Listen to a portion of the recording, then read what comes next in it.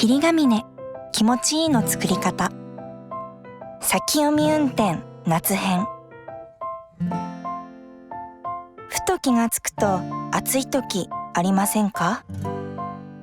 外の温度が上がると気づかないうちに部屋の中の温度も上がっていきます。30分後、いつの間にこんなに暑くなったんだろう。霧ヶ峰のムーブアイ未来プラスはちょっと未来の温度変化を予測。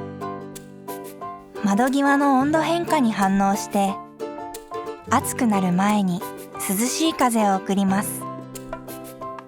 しかも冷やす必要がなくなったら冷房を弱めてくれるから、時間が経ってもずっとちょうどいいね。